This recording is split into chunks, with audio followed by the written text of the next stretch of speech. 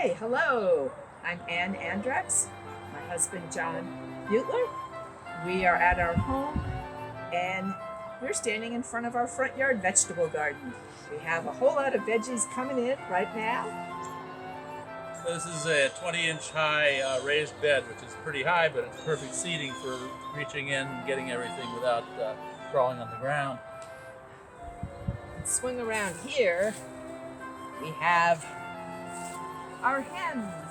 And they're well protected by the electric fence because we have night animals crawling around here like foxes and raccoons and such. Got some cherries coming along. I don't know if you can see them, but I got some cherries. Might have to fight the birds for them. This is a little garden of mostly native woodland plants. The hostas are a kind that are huge. And this year I actually picked the shoots as they came out of the ground and stir-fried them, and they were delicious. It also helped prune back the hostas. And the ferns are nice, and there's seal of Solomon in here, and May apples, and bleeding hearts, and the primroses are quite pretty. My name is John Connors, and I want to welcome you to the John Myers and John Connors Garden. And here is the gate to the back garden. Underneath this massive magnolia tree, it's very hard to get anything that requires some sun to grow. This part of the garden we've designed into 3 separate rooms. The first room we call the contemplative room. We come to what we call a second room, which is what we call the bar room. And then the third room on this area is the fire pit, which is awesome.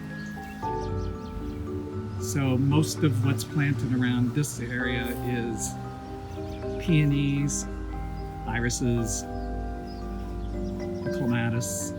The irises are done for the year, but they were pretty amazing.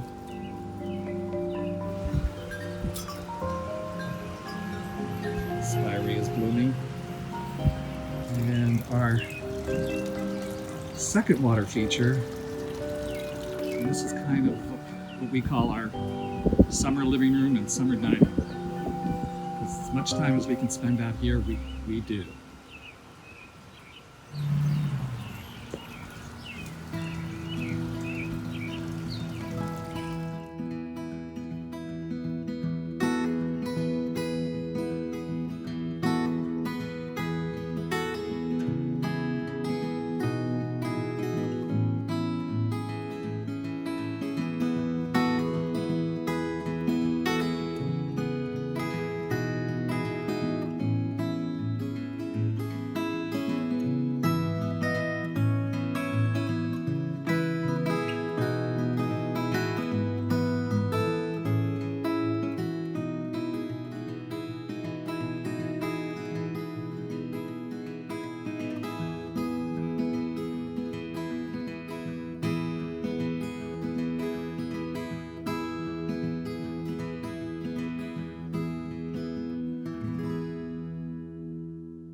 I'm Sheila McFarland.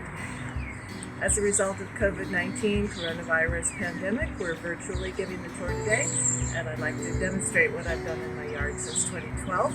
A lot of this is native plants and native perennials, which I'm encouraging as a result of saving water, lower pesticides, lower herbicides, and great for the birds and pollinators. The iris have never been this tall, but we've had so much rain this year, they're really giant.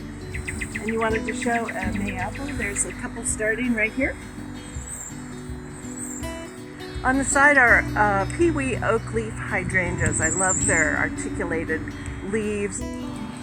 These are foam flowers, backed by ladies in red ferns, all underneath the canopy of river birch, which are all native plants. The best part of my garden is the borrowed view of Waterford Park, right here. Hello, I'm Jenny Brace. I work with the Friends of Waterford Park and we're going to do a brief tour of Waterford Park, show you a few of the things that you might see that are in bloom at this time of year.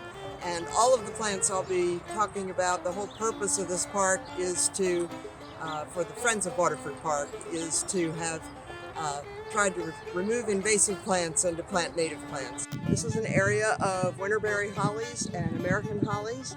In the background are some of the many trees that have been planted either by donations or by grant funds with the city. This is an area that we are just developing. It has some native azaleas, ferns, serviceberries, hazelnuts, witch hazels, and hopefully by next year all of these plants will be a bit larger for you to enjoy. Here's a plant along the path that unless you're really looking you might miss. It's a Carolina allspice, and this one happens to be fragrant, a very nice native plant. We are looking at the Waterford Park sign and also at a kiosk where we keep information. We keep a map because there are lots of new visitors to the park, and we keep lists of the most recent bird sightings that we've had. We're looking west.